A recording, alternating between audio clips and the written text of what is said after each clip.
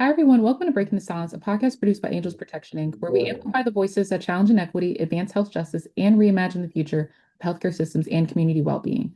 I'm your host, Makaila Davis, founder and chairwoman of Angels Protection Inc. And today's episode is a part of our Men in Medicine series, where we spotlight physicians and healthcare leaders whose work extends beyond clinical care, men who are shaping policy, strengthening communities, and transforming systems through service-driven leadership. This series exists because medicine is more than treatment. It's about prevention, it's about representation, and it's about systems change. And it's about ensuring healthcare truly serves the people that are most impacted by inequity. This conversation is more than medicine. It's about leadership, it's about advocacy, it's about democracy. It's about what it truly means to build healthcare systems rooted in community, access, and accountability. And today's guest embodies that mission.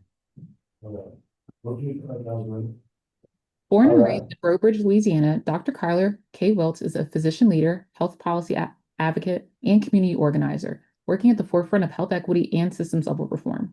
He's a graduate of Xavier University of Louisiana, Howard University, Eastern Illinois University, and Louisiana State University Shreveport, institutions that helped shape his commitment to service, leadership, and community-centered care.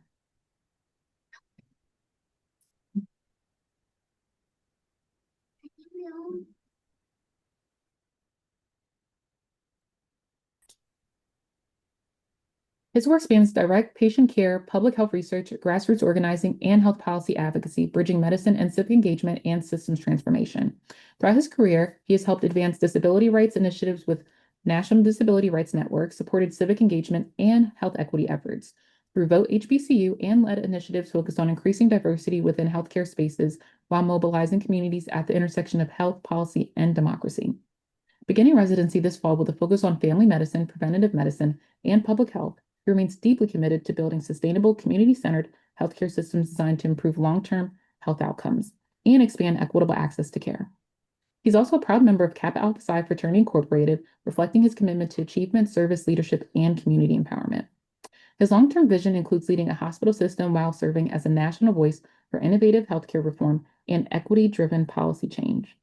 What sets him apart is his ability to bridge medicine, organizing, policy, and advocacy, recognizing that improving health outcomes requires transforming the systems that shape people's lives. I just want to take a moment to welcome you to the podcast today. Hello, hello. Thank you so much for having me. We were trying for a while to make sure that our schedules will work, but I'm super excited to take part in this conversation and to, be able to be in the amazing space that you've created for this conversation. Yes, same here. So I kind of just want to start off by asking what first inspired you, your path into medicine and public health? Yeah, absolutely. I would definitely say, similar to a lot of people that go into medicine, I just was originally just very interested in science. And then from there, I would have to definitely say that I was blessed and fortunate to have parents who, created another space for me to navigate my interests. And did a summer program at the charity hospital in Lafayette, Louisiana, which is like 10 minutes away from my house, and literally just fell in love with medicine, the art of it, the science of it all, and just really the bonds that you're able to build with the people.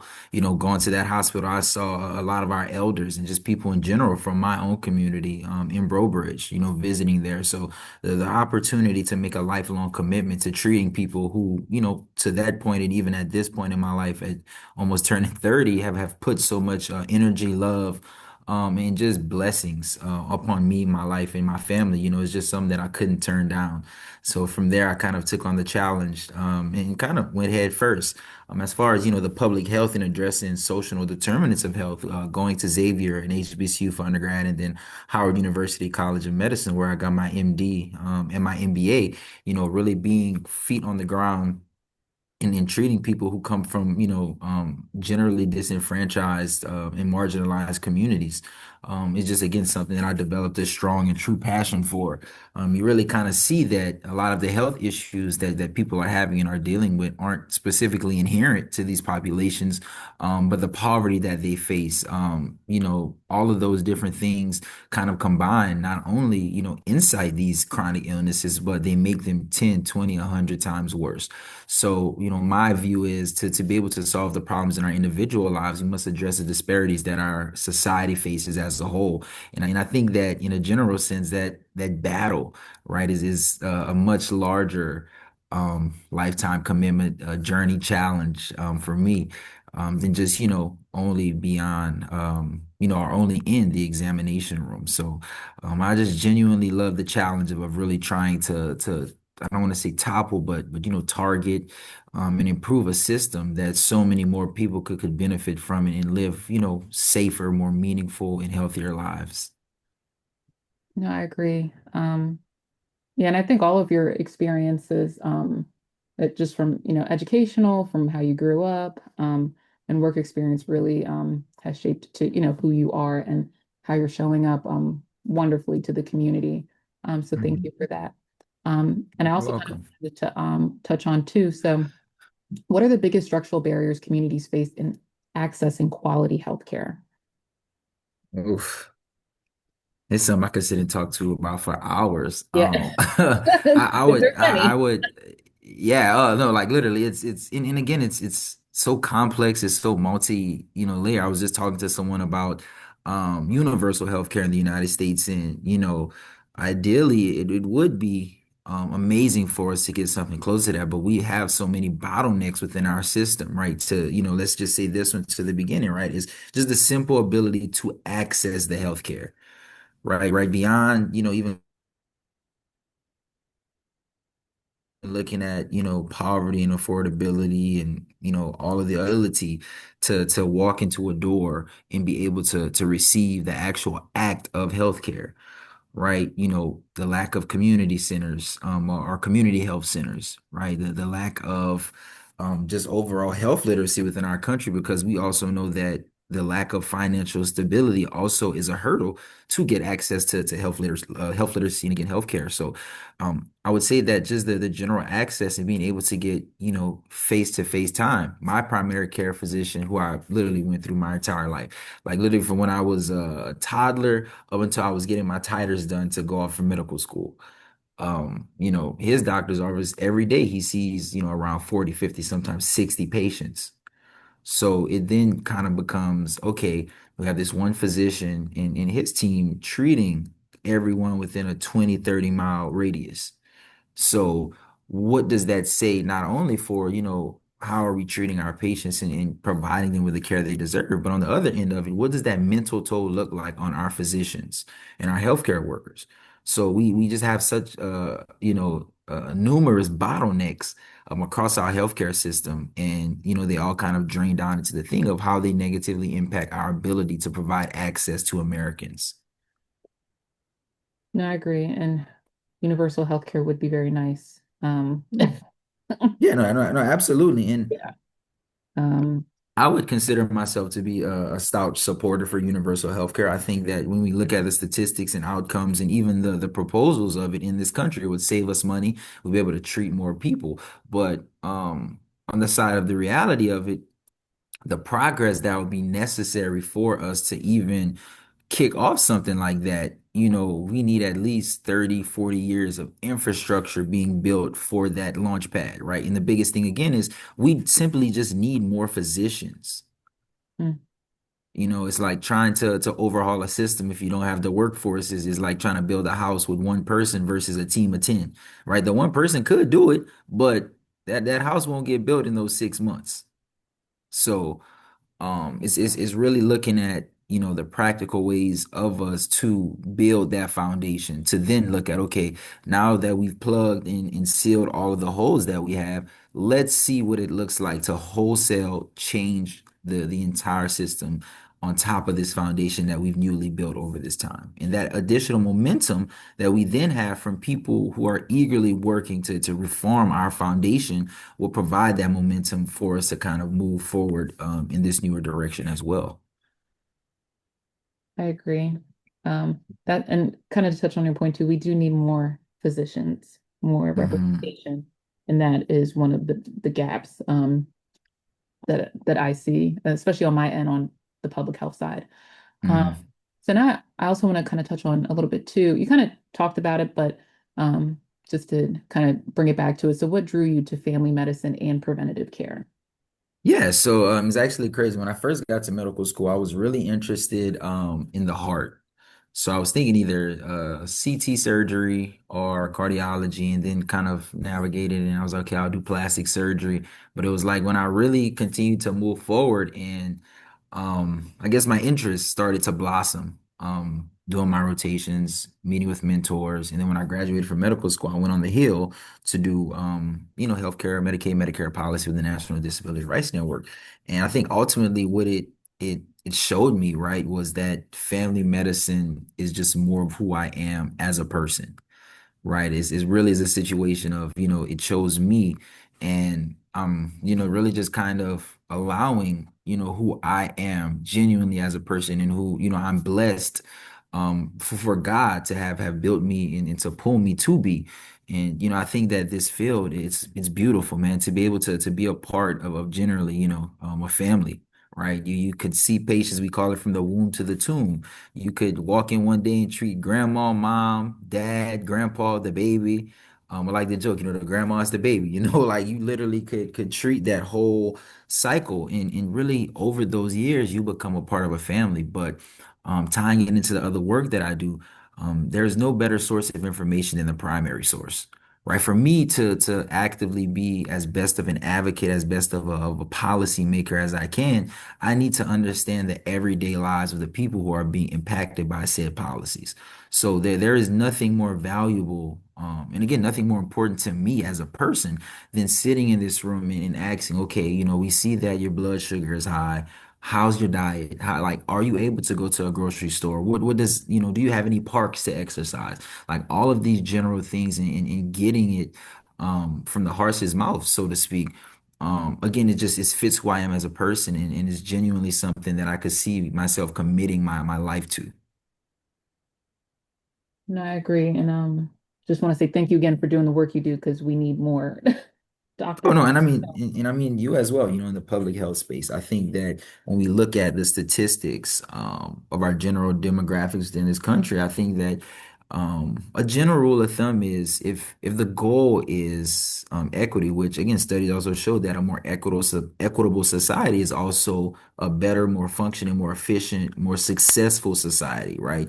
We need to find a way to make our workforce, especially in healthcare spaces, in public health spaces, in preventative medicine spaces, do a better job of mimicking what our country looks like.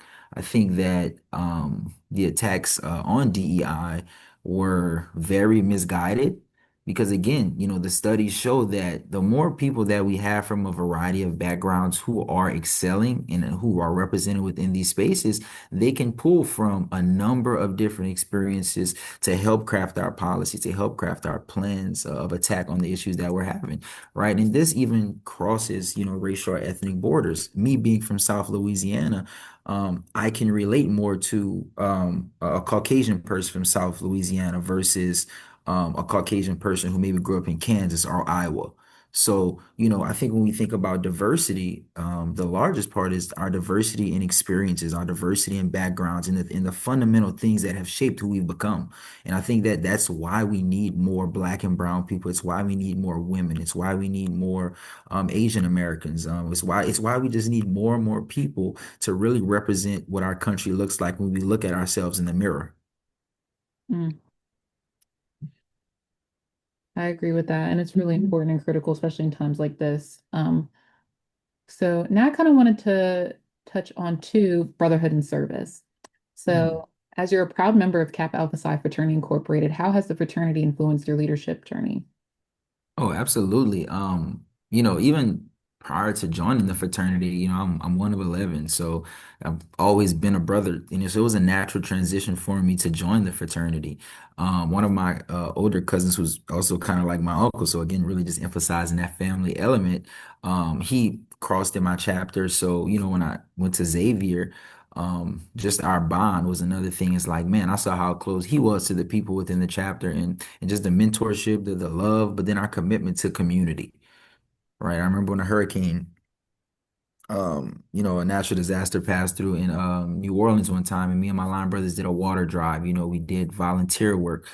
There was a Kappa League where we could have mentored, young people who were in Boy Scouts. I ran a mentoring program for young kids while I was at Xavier as well. So just the overall mission of achievement in every field of human endeavor, I think resonated so much with me as a person, right? Like I am intrinsically driven by pushing my own limits and achieving and giving back to people. So it was an absolute no-brainer when I, went to that informational meeting that like this is something I want to be a part of because it's again everything that aligns with me as a person and what I want out of life. And it's one of the decisions that I'm absolutely blessed that I made. I love my line brothers.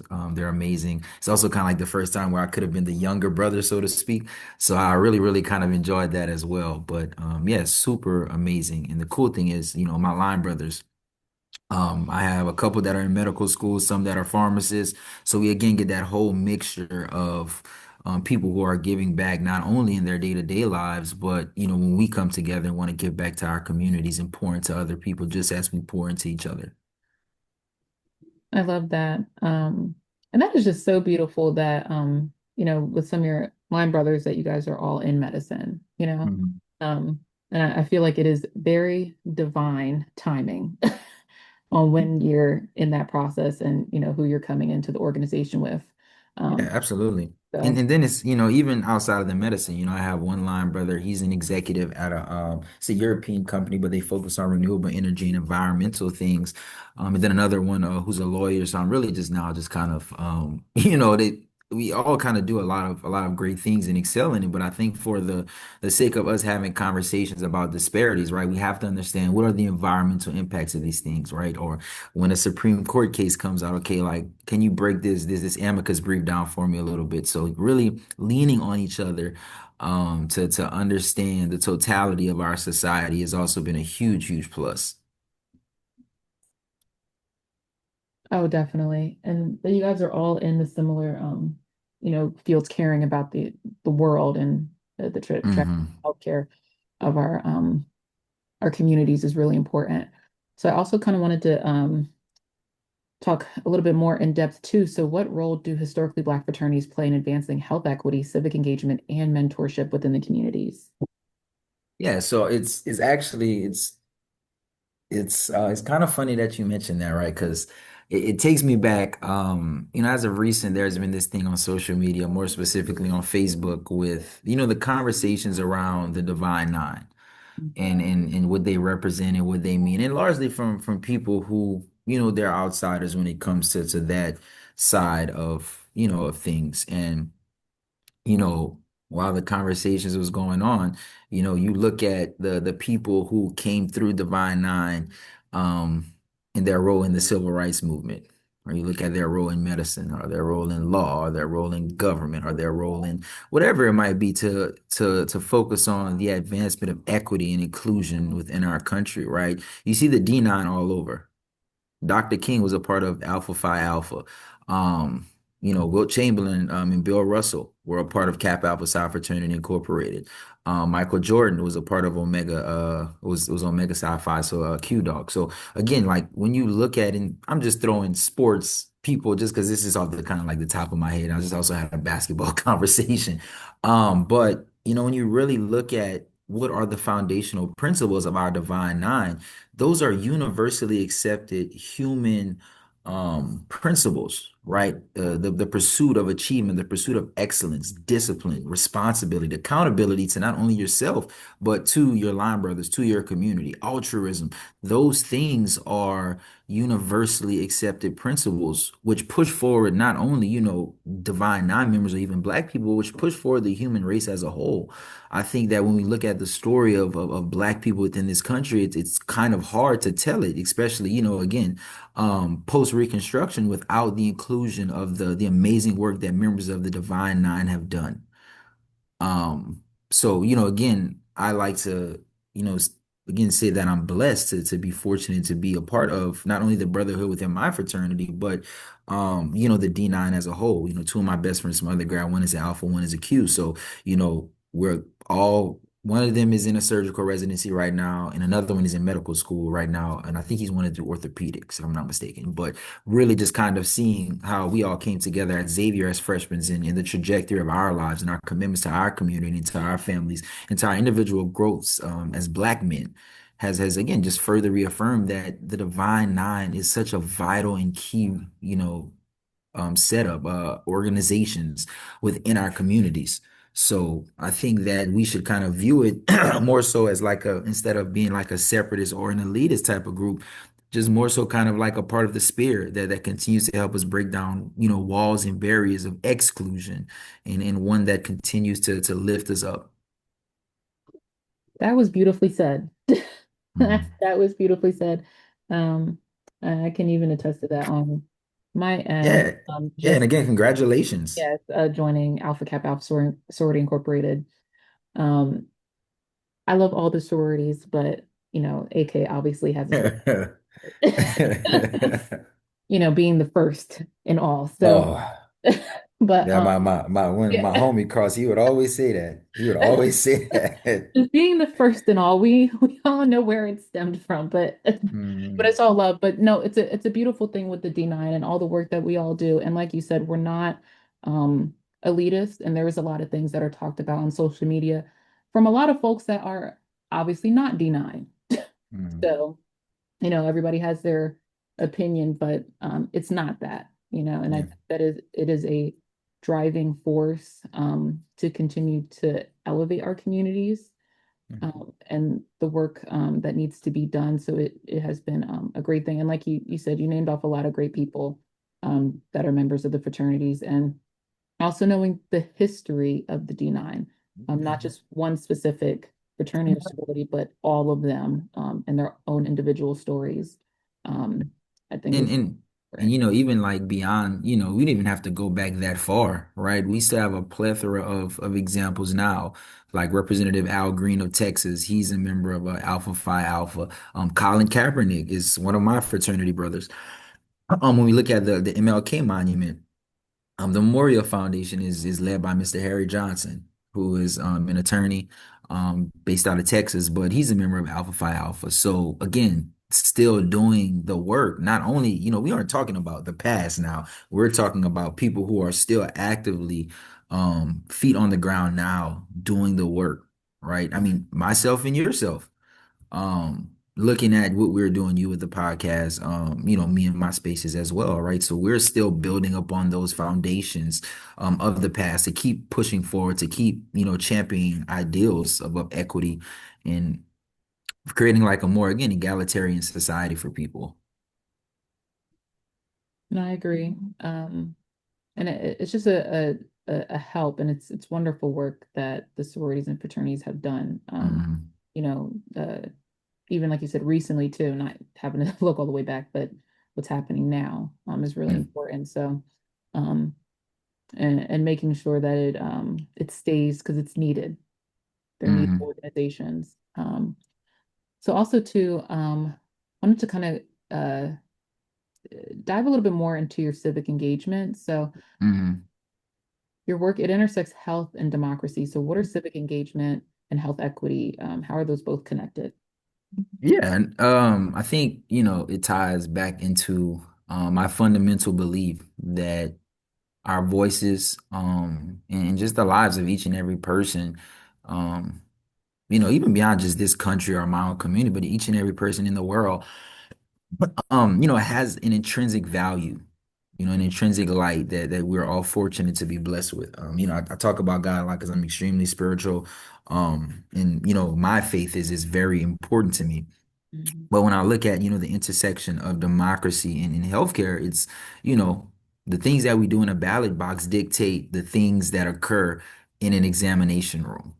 They dictate, what occurs when an insurance company is looking at, do we approve this life-saving cancer treatment or not? They dictate, can this community center be built? They dictate, can we deliver our children and protect our moms and to drop our maternal mortality rate? So I effectively see, a ballot box as the key to the door that takes us into the house with the rooms that are healthcare, that are voter protection, that are infrastructure, that um or that is infrastructure, or that is education, that's all these different things. So I think that healthcare actually kind of falls under the umbrella of a healthy democracy, right? You know, you if you want to build a country that is number one, that is where America has been and can't get back to. We have to focus on making sure that the people here are healthy, that the people here are prosperous. And the way that we do that is by getting in that ballot box. I think that it's a non-negotiable for me as a physician, as a black man, as an American, to push aside the ideals of getting in that ballot box, or as I want to say it was Lotto that said, get in the booth. Mm. Yeah, get in the booth, right? We have a number of things that we need to fix in this country. And while you may not be on the winning side every single time, it is still your fundamental right to have your voice be heard, whether it's for something or whether it's for against it. And I think that we've kind of lost that recipe, voter apathy, and whatever the core reason might be, but essentially dimming the light of people to truly believe that they can make a difference. And I think, the more that we continue to push more and more people to not only accept that, but to genuinely believe that your life is meant to be purposeful and to be meaningful and to be a part of change that you want to see within your everyday life.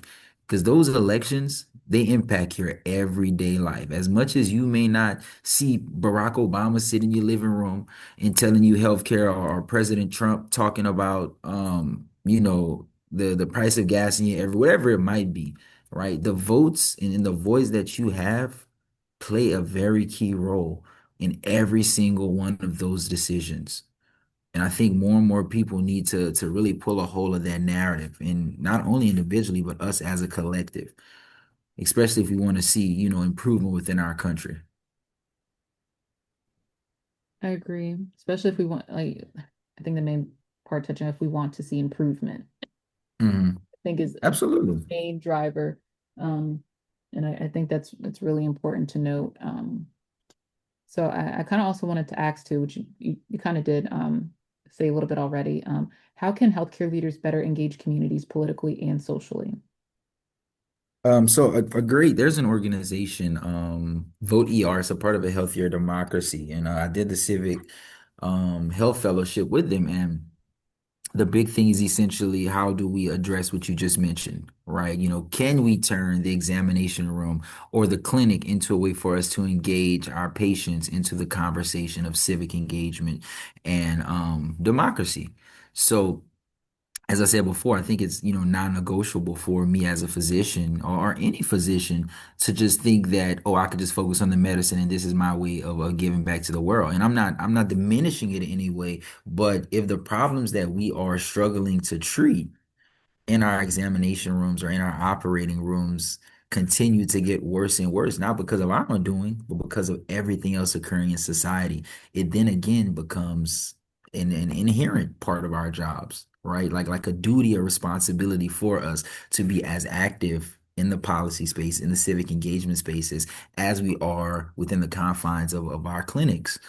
Um, working in a lot of underserved areas has again fundamentally showed me that, right? It's like there's only so much medicine I could prescribe. There's only so much operating a surgeon could do. There's only so much that you can do on the physical side of things if we aren't addressing the environmental and the community-based factors that these people are facing.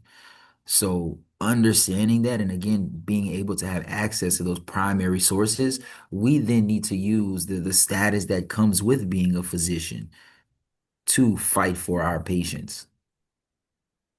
Mm, I think that was very well said. And there's only so much you can do, but a lot of advocacy needs to be done to Oh, push, absolutely. yeah, And push and, things and I, and forward. I think that it's also kind of a part of, like, with the numbers thing, right? With the bottleneck and the need for more physicians, right? Just by virtue, if you have more physicians, it'll be easier for more to kind of take the path of a more of a policy, a more public health focus, right? But it makes it increasingly harder to do so when, I'm coming to the clinic Monday and I have 40, 50 patients, Mm, and I'm doing this for 3, 4, 5 times a week. And it's like, oh man, like, where do I find the time? And that's extremely, extremely valid. But again, the only way that we can solve this problem is by addressing the root of that problem, which is we need better policy. We need, people who have, how they say that the je ne sais quoi, but more of like a focused expertise on solving these type of problems, whether it be anecdotal, everyday personal experiences, or the academic, statistical side of the conversation as well. But we clearly can all see that there is a problem. I think we just need to become more cohesive on how we solve it. I agree. And that kind of touched into my my next question. So Mm. diversity in healthcare. So why is representation in leadership and medicine so important? Yeah, it goes, earlier in the conversation where I mentioned that, our workforces should look similar to how our country does when it looks in the mirror.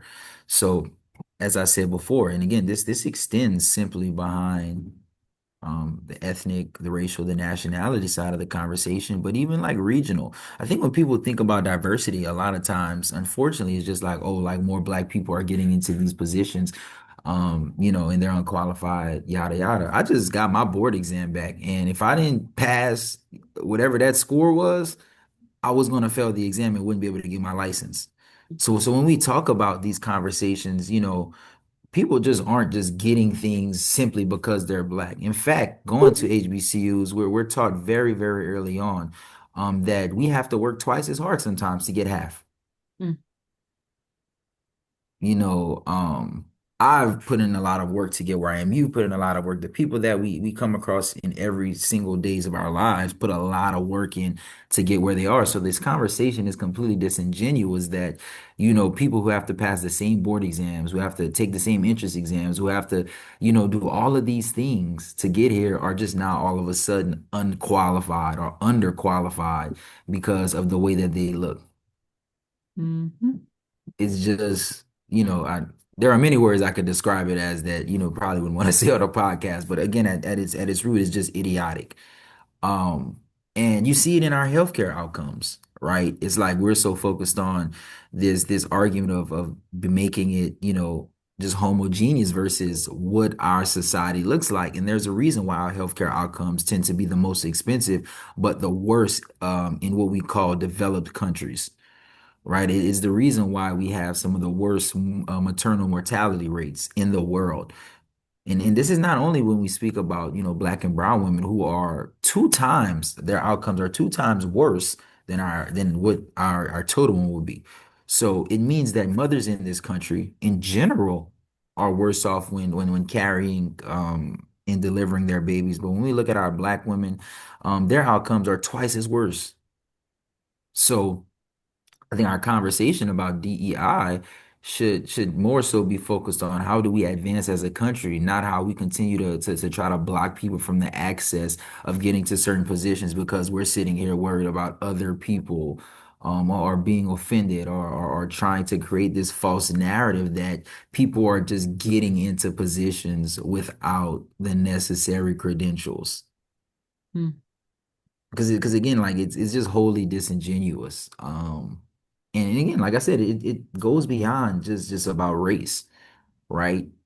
I am able to relate to someone who grew up where I grew up much better than I could with someone where you grew up. Even if, the person I'm talking to may be white, maybe Hispanic, maybe Asian, similar to how wherever you grew up, you'd be able to relate more with them. Right. We've been to the same restaurants here. We've gone to the same high schools. We've watched the same news channels. We've listened to the same radio stations. Right. Our experiences in life, which are dictated by, all the factors I mentioned, determine, where we stand within the argument, the conversation of diversity or representation or being inclusive of everyone's voice, because it is possible. We fundamentally built this country on this idea of, we want to create a more perfect union. Now, evidently, we've had some brutal marks, whether we talk about, Native Americans being massacred, or we talk about the atrocities of slavery or Chinese Exclusion Act, so on and so forth. We could really sit here and just list everything. But at the same time, if we want to continue to move forward and move up and move higher, we need to come to terms with, as a country, we are diverse. As a country, we do have our sins. But those shouldn't just like pull us down. Those shouldn't create division. We should use them to learn about how do we create something that's more altruistic, Mm. something where more people than less people should be able to have access to what we, consider for the longest the American dream, which is a healthy life, a prosperous life, a purposeful life, and again, a more meaningful life. I agree.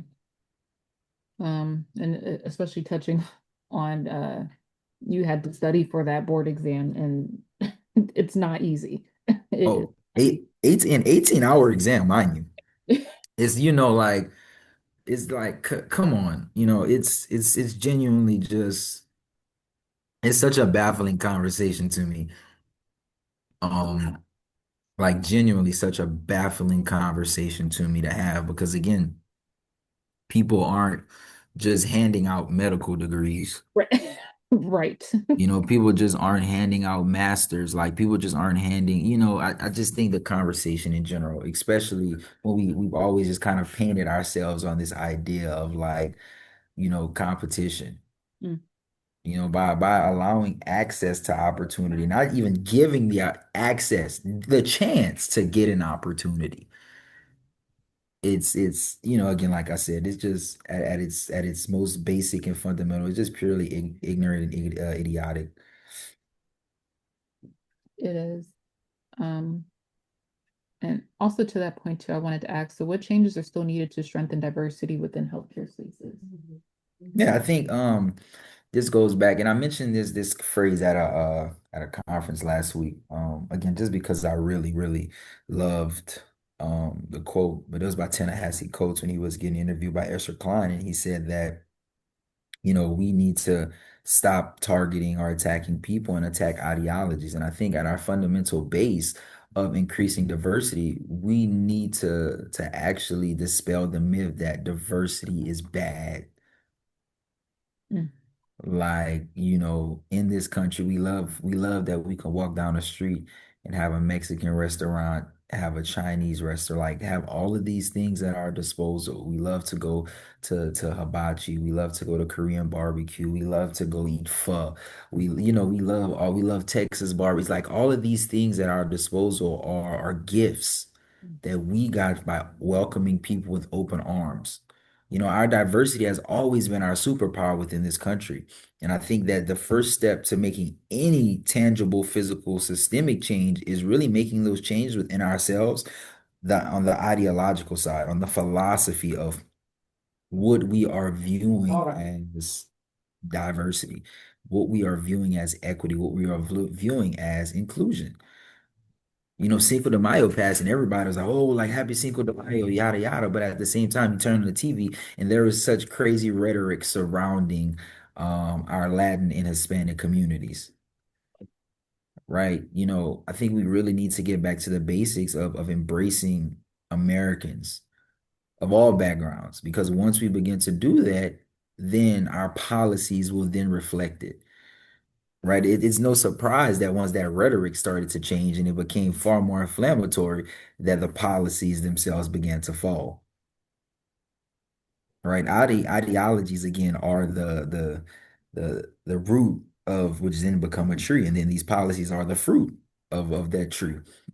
So once we begin to address, our roots and where we're coming up with these ideas and why are we coming up with these ideas, we then can reflect, okay, like we do need more Black physicians in these communities because not only are they more relatable, but they also make patients feel more comfortable. These are things that we know. There are studies on these things done by brilliant people of all backgrounds who care about social determinants of health.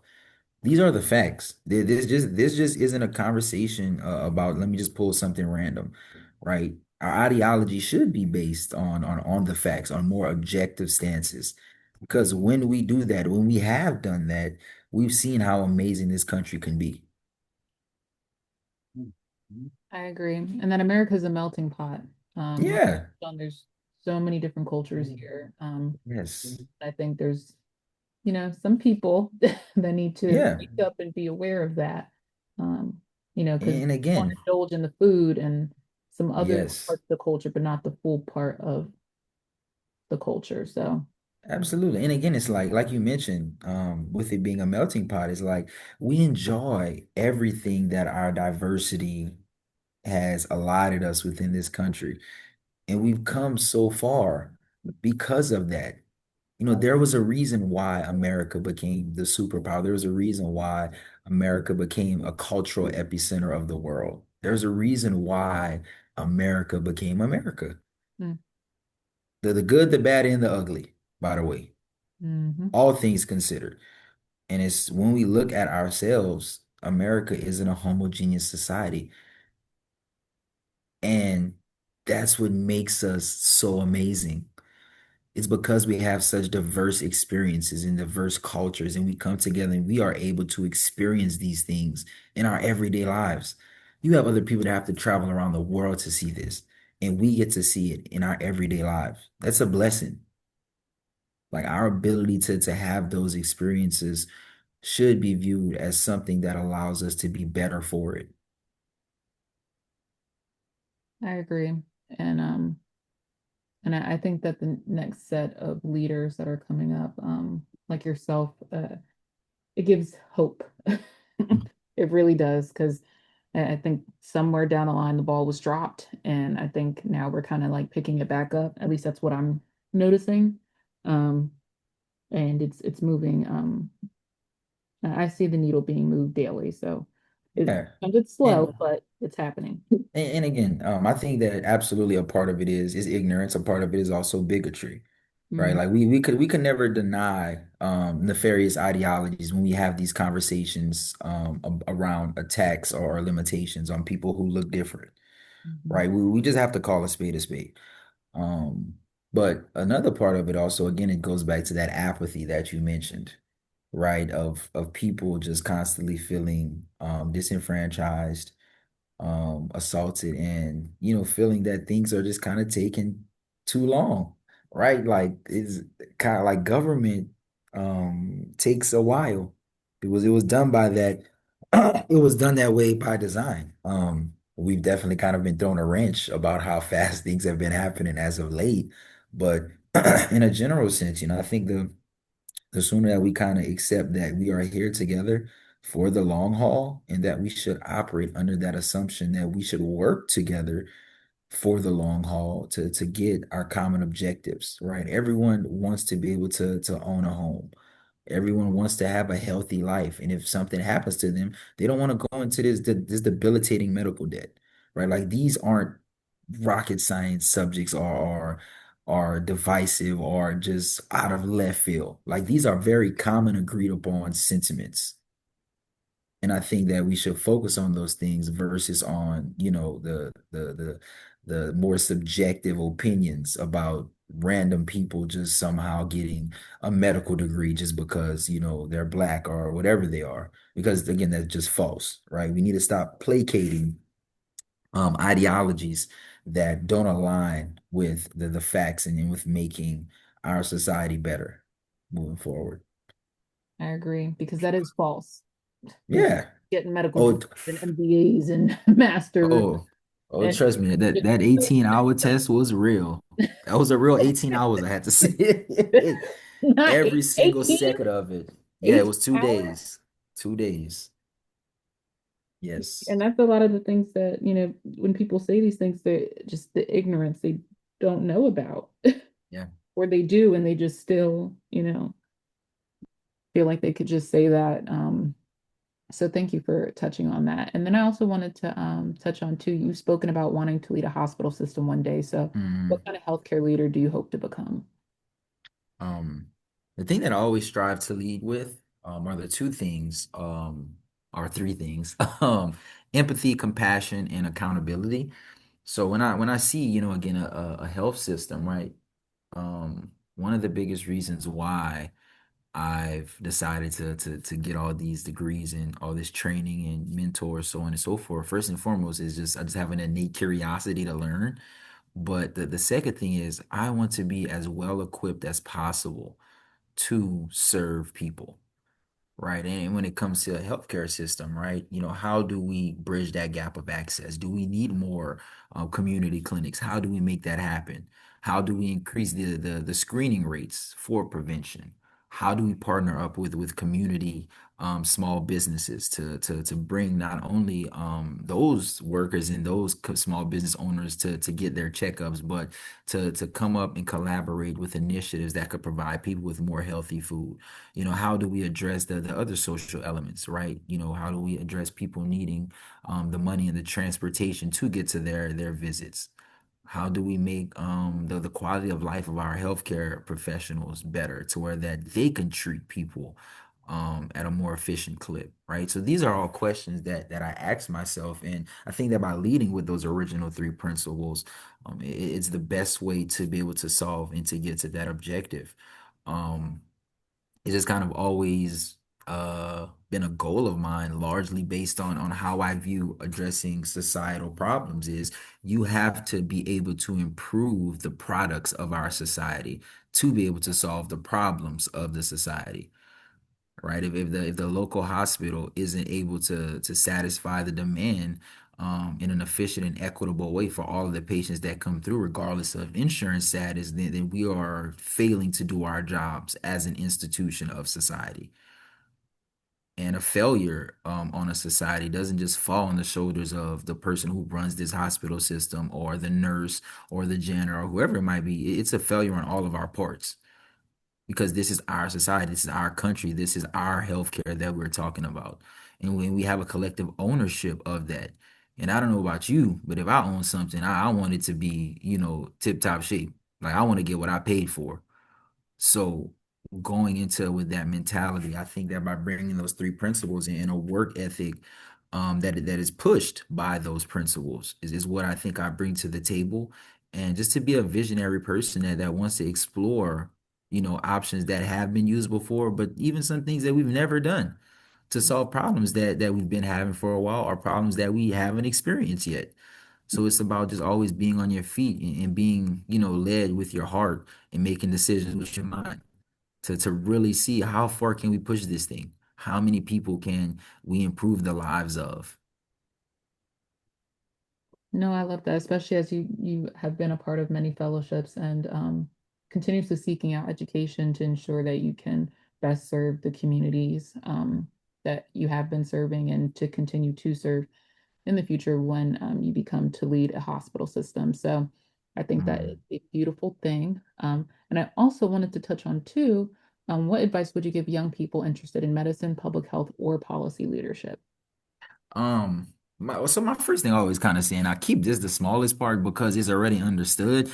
It's gonna be difficult, right? Like, I just again, make the joke about the 18 hours because it is very long time and the test was hard. But the fact that I can make a joke about it now shows that it's possible for you to do it as well.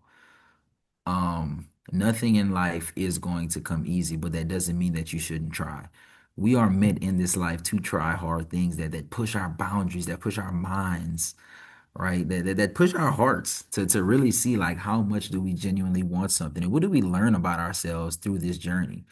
My decision to go into medicine, it's been honestly one of the hardest and most challenging, but it's one of the ones that I think again, thank God every day that He allowed me to take up on this journey. I met incredible people along the way, whether it be mentors, whether it be friends. Like I always say, some of my friends from medical school are going to be godparents to my children.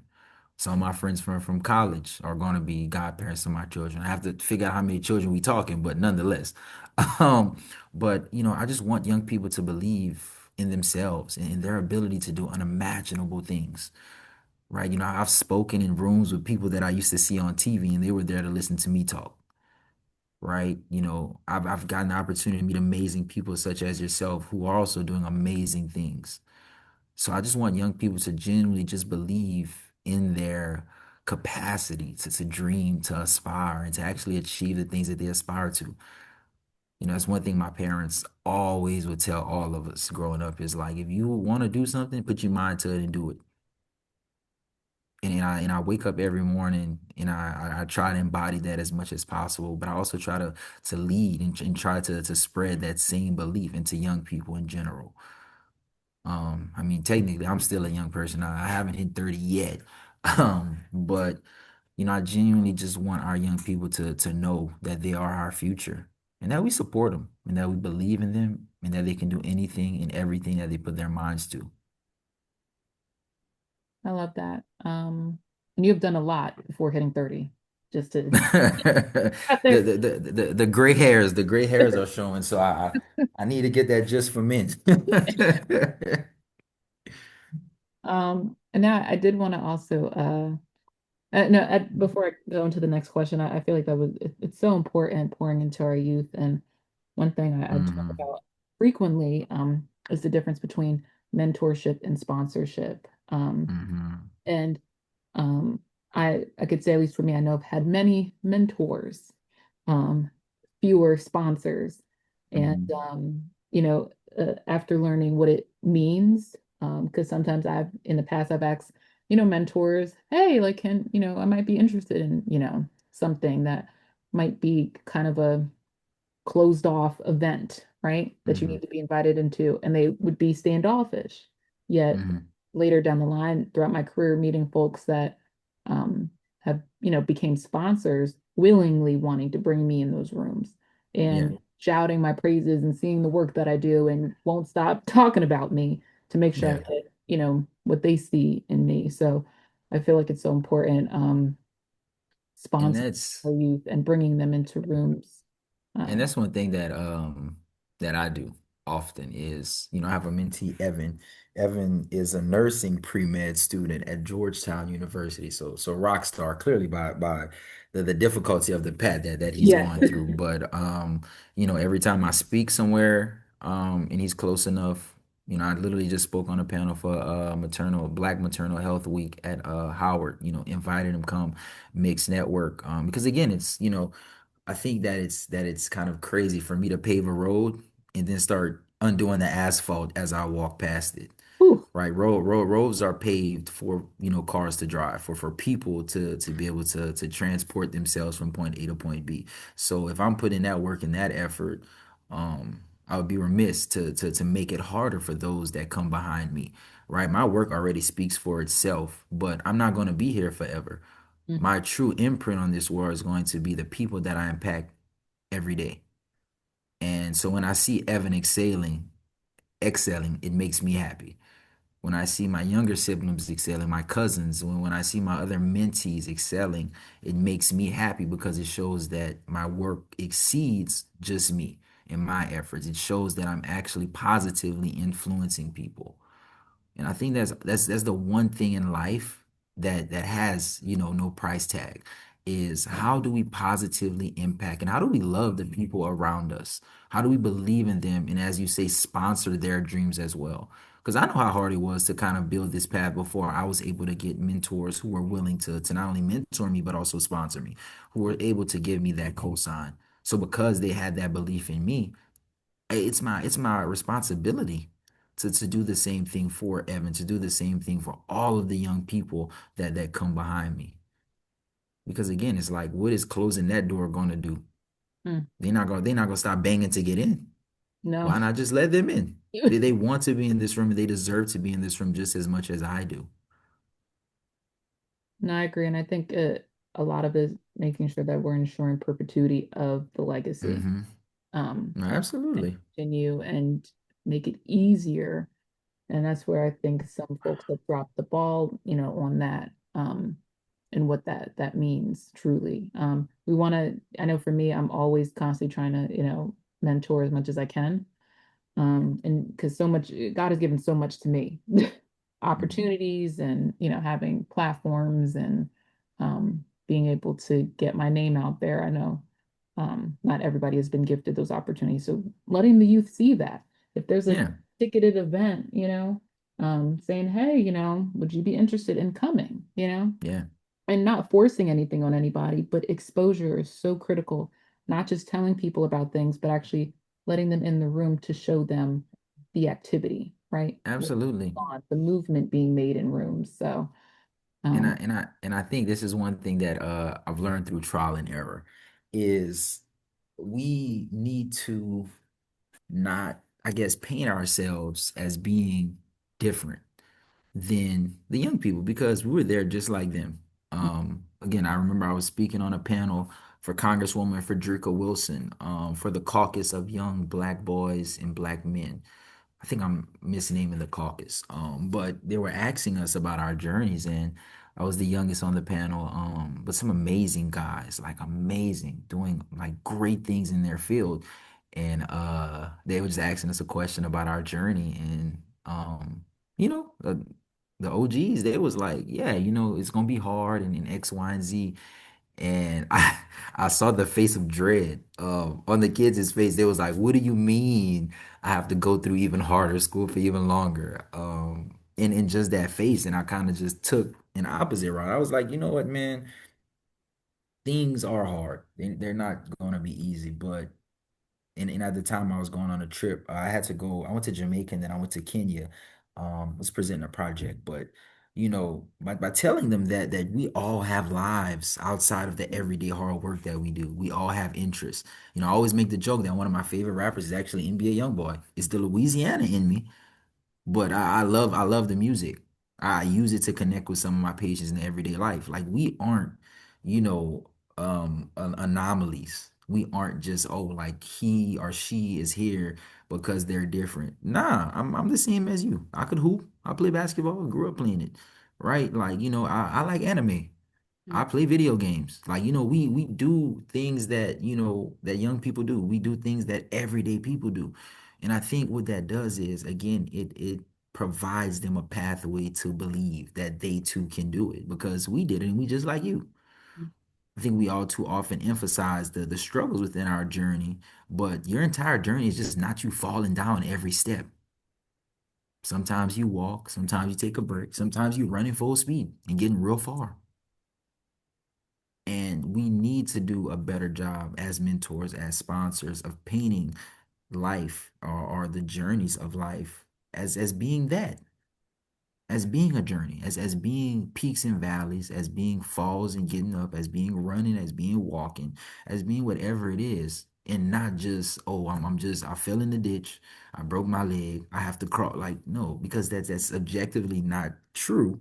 But it deterrs young people from believing in the capabilities of themselves because they have so much life to live that is unknown to them. I agree. Um, yeah, it's really important that we're pouring into our youth the best that we can. And not I loved how you said not undoing the path because Mm. cars are meant to drive on the driveway. So we need to make sure that we're ensuring that they can just continue to push forward and break that glass ceiling. So thank you for that. And now for the $1 million question, how can folks stay connected to you and the work that you do? Yeah, absolutely. So, on LinkedIn, Kylar Wiltz, Kylar, last name Wiltz, Wiltz. And on Instagram, at Dr. Wiltz, so at DRWILTZ. And yeah, shoot a message, anything. I'm again open to mentoring and sponsoring. Again, anything to push all the work that we're doing. You, everybody collectively. Just push it forward to push people forward. And to help create a better world for the younger people than we came into. So yeah, definitely tap in with me. I do follow back. Um, but yeah, I've really just enjoyed this conversation and really looking forward to future ones as well. No, thank you so much for that. So guys, please take advantage of that. Follow them on Instagram and on LinkedIn. And also now I just want to say thank you so much for your leadership and your commitment to building healthcare systems rooted in equity, prevention, and community empowerment. And your work reminds us that medicine is not only about caring for individuals, it's about transforming the systems that shape community health and opportunity. And to our listeners, if today's conversation resonated with you, stay connected with Breaking the Silence and Angels Protection Inc. as we continue uplifting leaders who are redefining healthcare and advancing justice through service. And always remember, silence protects systems, not people. So let's keep breaking it together and like, comment, and subscribe. Take care, guys.